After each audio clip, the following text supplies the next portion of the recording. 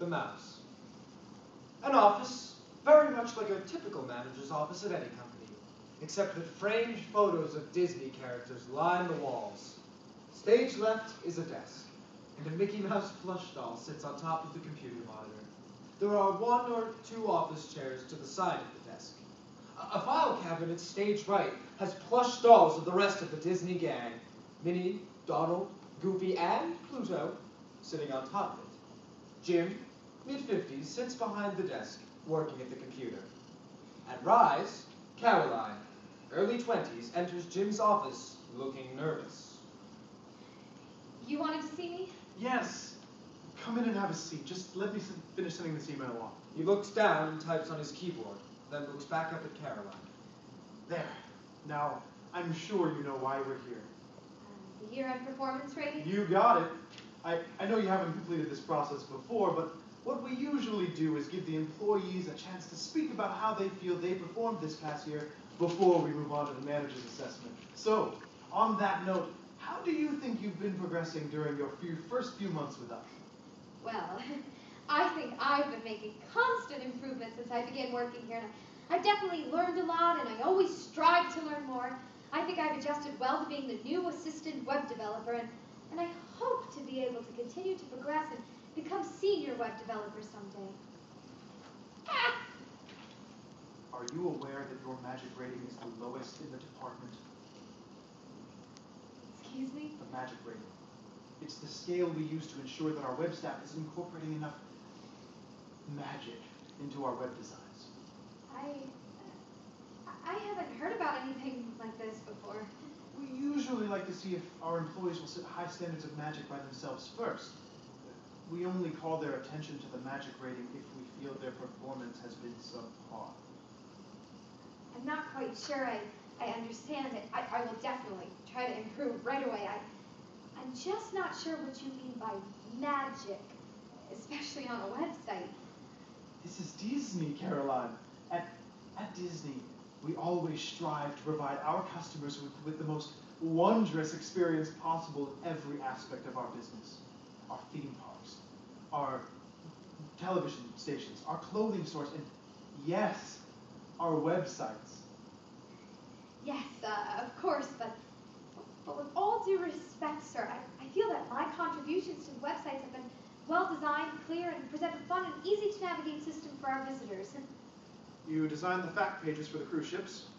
One of them, yes, the one of children's programming. Jim opens this web page up on his computer and studies it for a few seconds.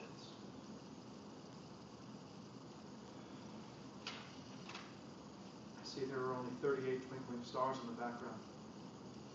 I tried to position the background elements to create a visually pleasing... 38 twinkling stars is what we call a C-level magic rating.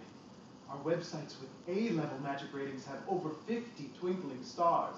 I was just afraid of the website becoming too cluttered, and then... Magic is not cluttered, Miss Wallace. Yes, sir, of course. One can never have enough magic, don't you agree? So, when I do more pages like that, I should be putting in 50 background stars? I can make sure I start doing that. We don't like to set a specific limit on the magic. We believe it should arise organically from the product. Then why is 38 not enough if you don't set limits? We here at Disney do not believe in just doing the minimum in order to get by. Do you think that's how we continue to surpass Nickelodeon every quarter? I wasn't trying to do the minimum, I can assure you. I always hold myself to very high standards. And to be honest, I don't understand what a few more twinkles on the website have to do with anything. Nobody likes a Donald, Caroline. What? Your attitude is becoming quite Donald-esque. Argumentative, questioning our standards. You would not hear such a tone from the mouse. Now, would you? We strive to be a Mickey, not a Donald. I'm sorry. I didn't realize how important twinkling effects on a website were. It's not just about the stars. It's about creating a sense of magic. If people wanted family programming without the special, undeniable touch of magic, they would go to PBS. Do you want our customers to go to PBS, Caroline? No, of course not. Jim looks back at his computer. I only only see 3 instances of Tinkerbell on this entire section of the website. Forgive me if I'm wrong, but I don't see how more pictures of Tinkerbell or twinkling stars do anything to actually improve the content and navigation of the website. And I thought as assistant web developer, I was supposed to help redesign the websites to make them more useful to our customers. Stars and glitter will just make it harder to read. Someone is very disappointed in you, Caroline. The VP? Oh, I'm not getting fired, am I? I'm sorry, I can put more stars or Tinkerbells or anything else you want. I don't know, align the borders of the page with Winnie the Pooh or turn the cursor into a tiny Hannah Montana. I need this job, please. I just got my first apartment and the economy is horrible. I promise I'll get better. Jim turns his Mickey Mouse plush around to face Caroline. Why do you hate me, Caroline? What? Why do you hate magic so much? Sir, I don't think this is necessary. The mouse is speaking to you. Sorry. If Mr. Disney didn't care about the magic, I wouldn't even be here today. You don't want that, Caroline? Do you? No, of course not. Jim points to the Mickey doll and Caroline turns her focus to the doll. No! Why are your wet pages so sad? They are not sad. They're clean. They're easy to read. The content is presented in the most user-friendly way possible, and I believe that they have a certain sense of fun about them. Don't you think the magic you all want so badly should come from your actual stories, your movies and TV shows? That if your characters are inherently magic, their magic will carry over into your other products? You guys haven't had a decent movie since I was 12. 200 twinkling stars on the website isn't going to change that. Jim turns the Mickey doll's gaze to himself. Why doesn't she like me, Jim? Because I think someone has become a disagreeable Donald. Do you know how much I loved you as a kid? Before your clothing stores, before your record company, before your website, I thought I was really going to be a part of something special here. Even if my part was just one tiny section of the website that probably no one even reads.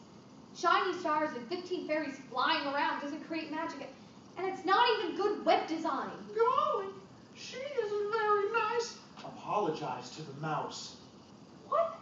You hurt No. his feelings. We can't have our employees here who don't get behind the mouse and pledge their full support. Caroline gets up and picks up the Donald plush toy from the file cabinet. You know what?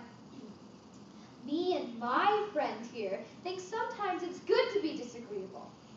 Forget apologizing!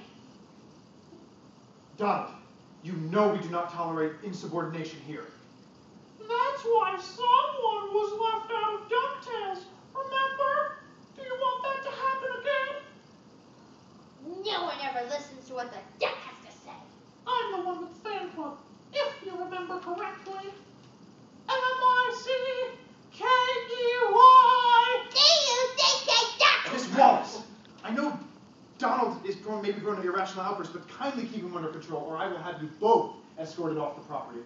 Oh, that's just what you'd like, isn't it? To get rid of anyone who dares to have a different opinion, who doesn't toe the company line. Damn straight! Don't use that language here! I'll say what I want. Someone has to say it! You've always been a problem, Donald. From day one. All your success has gone to your big brown head and you've just given up trying. You don't care if what we make is any good. Just slap some twinkling stars all over it and no one will know the difference. She notices a plastic tub filled with shiny plastic gold and silver stars on Jim's desk and grabs a handful. Look, your desk is sad and gray. Who cares if you're actually getting work done if your desk isn't sparkling? She throws the handful of stars all over Jim's desk and grabs some more, turning to Jim and Mickey. And you.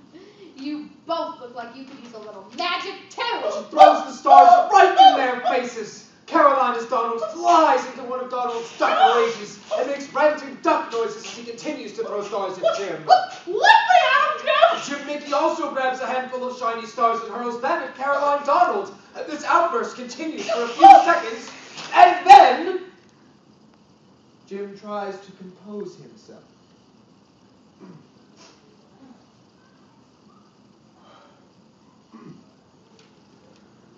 Mickey, please. We are above such inappropriate behavior. I'm sorry, Caroline, but this is highly unacceptable. I'm going to have to let you go. But I have ideas. Real You're just ideas. not fit for the company, Miss Wallace. One has to be a team player here. And frankly, your attitude is quite unprofessional. Jim picks up his desk phone and dials an extension. Security! Jim hangs up the phone. 2 security guards in Chip and Dale suits enter. Please escort the young lady and her duck off the property. The security guards nod eagerly and begin to drag Caroline, still clutching the Donald plush, off the stage. You haven't heard the last of me. I'm going to Nickelodeon. The guards and Caroline exit. Can they do that, Jim? Of course not, Mickey. Nobody watches Nickelodeon. Now, let's get back to work on changing the cursor into a tiny Hannah Montana. He brushes the star remnants off his shoulders, sits down at his desk chair, places Mickey next to him, and begins to work. Blackout.